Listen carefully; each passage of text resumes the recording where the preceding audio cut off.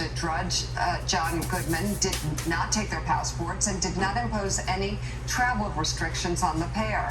The judge did implement a special condition requiring Trump to avoid all contact with witnesses in the case unless communicating through counsel.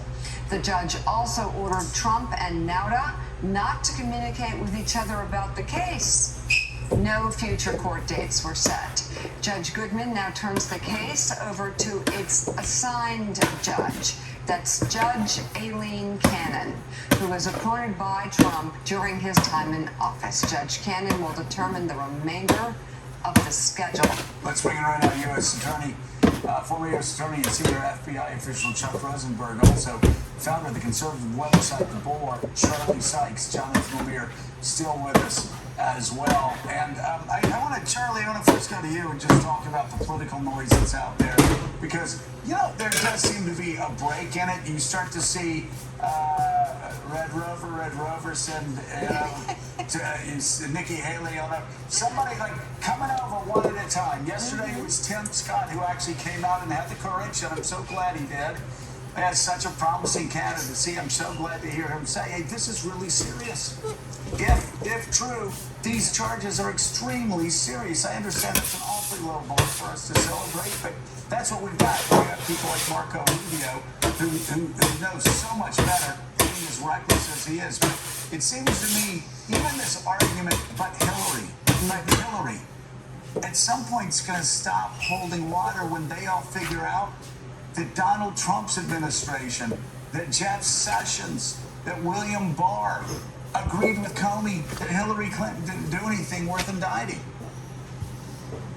Well, they've been riding that horse for 7 years now, so yeah. It may have a little bit more of a lifespan here, but I mean they're locked into denialism, they're locked into whataboutism, and then you have people like Marco Rubio who are deconning themselves.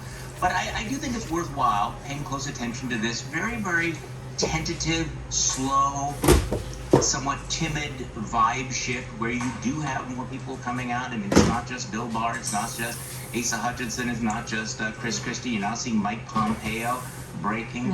You're seeing some of the firebrands in the House of Representatives saying that no, they would not support a convicted felon in the White House. Even people like Dan Crenshaw are keeping their powder dry. And I think in part it's because facts ought to matter, shouldn't they? I mean, we all understand what the political dynamics are. We've been talking about this for years. But the details in this indictment are so compelling. The evidence is so damning.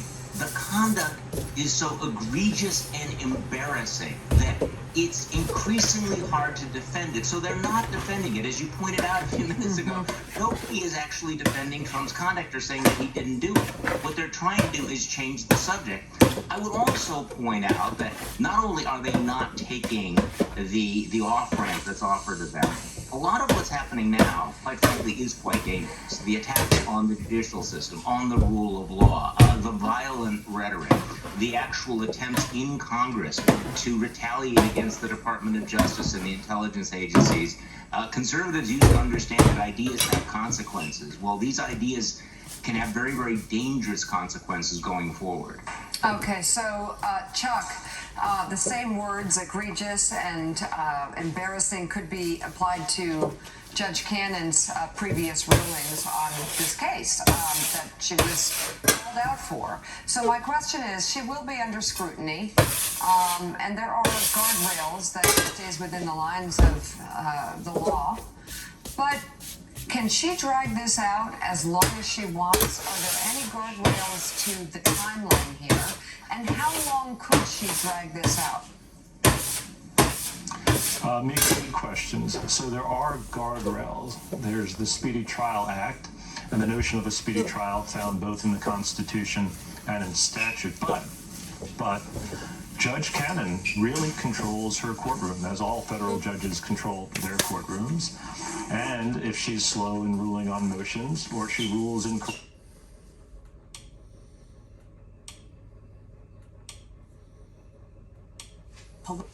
politically motivated, only 12%, according to a CBS News poll, are worried that there might be some national security issues here. Right. This is sort of a closed rhetorical loop that very much benefits the former president. He got into this race early, so he could say, I'm a candidate, therefore I should not be investigated. Why would you investigate a candidate who's running for office? And as the former president, would he likely enter that race as the front runner? Of course he would. That creates for him an impenetrable shield. I can never be investigated. How dare you? I'm the political leader for the Republican Party. And that is the rhetoric that for the moment, Republicans are sympathetic to, for the moment. Thank you both so much for your analysis. Ricky Freeman and Major Garrett, thank you. Appreciate you. In other news, severe weather is moving into the deep south and northeast this morning. Since yesterday, 7 states have seen hail up to baseball size and hurricane-force winds. Meteorologist Stephanie Abrams with our partners at the Weather Channel is tracking today's threat. Stephanie, good morning. Adriana, good morning. We have the severe weather threat stretching today anywhere from Texas on into South Carolina. Our tornado condition index, a 5 out of 10. The higher the number, the higher the threat. We do have that threat for hail as well, 2 inches or greater. That means it could be damaging, and winds could gust to 80 miles an hour. It all kicked off this morning, and we'll continue to see that severe weather get more intense as we head throughout the day. It is going to last as we head into the overnight hours, and in fact, into tomorrow morning as well. In the northeast, we're still dealing with our pesky low. As we head into the afternoon hours, we could see gusty winds and small hail anywhere from New Jersey on into Massachusetts. We do have that threat for severe weather over the next couple of days, so Adriana, people can tune into the Weather Channel for more details. Thanks for the warning, Stephanie Abrams. Thank you. The U.S. has announced another $325 million in military aid for Ukraine as the Ukrainian military continues its counteroffensive. The aid includes more armored vehicles. Russia, without offering any evidence, claims it has destroyed 25 to 30% of Ukraine's foreign supplied hardware. Ian Lee reports from southern Ukraine. The dusty road leads to one of the latest villages liberated by Ukrainian troops. No building is left untouched. The trail of destruction shows the ferocity of the fighting. Several hundred people lived here before the war. Now it's a ghost town. This soldier says the village was under Russian occupation for a year and a half. These are Ukrainian lands. And this is a symbol of their victory, fluttering in the wind. But it didn't come easily. Bodies of Russian soldiers lay nearby, abandoned by their comrades. This cell phone video shows a damaged Ukrainian armored vehicle. More will be needed. On Tuesday, Russian President Vladimir Putin boasted to journalists that his forces have destroyed 25 to 30% of foreign supplied equipment. While on the same day, the Pentagon announced a new $325 million aid package. In terms of this package, this is something that meets the priorities of the Ukrainians. Armor, artillery, air defense, these are all priorities that they've laid out. Part of the package includes Stryker and Bradley armored fighting vehicles, but the air defenses are also desperately needed. For a second night, Russian missiles struck a Ukrainian city, targeting a business center and warehouse in Odessa. The country waking up to more civilians killed as the war drags on. For CBS Mornings, Ian Lee in southern Ukraine. Still ahead, alarming information on the unexpected death of Olympic track medalist Tori Bowie. But first, it is 7:16. Time to check your local weather.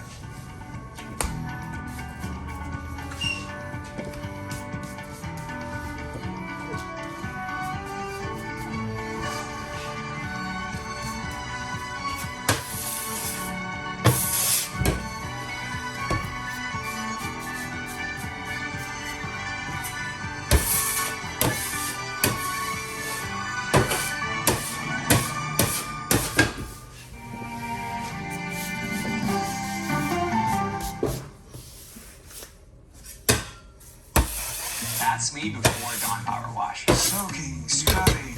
That's life. Was life. Now Power Wash gives me the power of an overnight soak in minutes. I'm sorry, minutes? With 3 cleaning boosters not found in traditional dish soaps that help break down, loosen, and lift away food and grease. So much faster. Just spray suds on. No water needed till rinsing. Tougher mess? Let the suds sit a few minutes before wiping. Even cleans. The grill. Thank you. It's more than soap. It's Power Wash. We live our lives on our home's fabrics, and though we come and go, our odors stay. It's called odor transfer. Left untreated, those odors get trapped inside fabrics and then release smells into your air. Ew. You need new Febreze fabric refresher. Its new formula is proven to deliver longer-lasting odor-fighting power so you can enjoy longer-lasting freshness, even hours after spraying. The more everyone sprays, the fresher your whole home stays. New Febreze Fabric Refresher. When you're ready to go, but static and wrinkles are like, no. Take back your look with Bounce. It's the sheet. Less static, it's the sheet. Less wrinkles, it's the sheet. For more softness, more freshness, yep, Bounce. It's the sheet. Get more of the look you want with Bounce. It's the sheet. Now streaming on the free CBS News app. When weather turns extreme, The threat of severe weather and dangerous tornadoes is expected to last. CBS News and the Weather Channel bringing virtual weather technology so advanced, so real. Let's bring in more partners at the Weather Channel. Now 6 feet of water, imagine that. Cars that can act like battery waves. These hyper-realistic simulations show you what the weather will look and feel like before it happens. Feel the forecast, streaming on CBS News. An original documentary from CBS reports. The carnage in our nation's schools has become painfully repetitive. Not one more child! School shootings have parents fighting mad. I promised my daughter I was going to fight. There's going to keep on happening. And teachers taking lessons in how to fight back. This is an exercise. We approach it as it's you or them. It shouldn't have to be your teacher's job to protect your life. But will the battle over gun control People are afraid that they're going to lose their gun rights altogether. be the hardest lesson of all? The exercise, you were having to shoot at an adult. Are you prepared to have to kill one of your students? Guns in the Classroom, now streaming on the free CBS News app. She's the most successful alpine skier, male or female, ever, and a worldwide inspiration. We need a lot of women doing sports really, really well. The story of Michaela Schifrin's game-changing reign at the top of the slopes when we go person to person. The death of a star athlete has shocked the world of track and field. Three-time Olympic medalist Tori Bowie was just 32 years old when she died at home last month. An autopsy later revealed she was 8 months pregnant and died of complications from childbirth. The baby was lost as well. This is so tough. As Elise Wilson reports, the tragedy is drawing attention to a national crisis involving Black maternal health. Tori Bowie's prowess and speed led her to the Olympic gold in 2016's 100-meter relay. Agent Kimberly Holland remembers the 32-year-old as a charming Southerner who loved to laugh. She was like a daughter to me. In the spring, Holland talked to Bowie on the phone. Their last conversation, they were preparing for the birth of Bowie's baby girl. But shortly after, Orange County, Florida Sheriff's deputies discovered Bowie dead in her home during a well-being check after she had not been seen or heard from in days. According to an autopsy from the medical examiner's office, Bowie was home alone undergoing labor at the time of her death. No foul play was suspected. The report cited possible complications, including respiratory distress and eclampsia, a rare high blood pressure condition which could cause seizures. Holland says Bowie was not actively performing a home birth when her baby started to arrive. I can only imagine now how that must have been painful. It hurts also to know that there's no baby now. It's a pain many Black families know well in the U.S. Black women are 3 times more likely than white women to die from a pregnancy-related cause. Is that why she didn't want to deliver in the hospital? She didn't trust the hospitals. She wanted to make sure that the baby was going to be okay with her being in control. This is an Olympic champion, and she died as a result of childbirth. What does that tell you? It tells us that there are systemic barriers that face regard to racism, sexism, and income inequality, and that shows up in our healthcare system. For CBS Mornings, Elise Preston, Los Angeles. Now we're ready for bulk. Still ahead.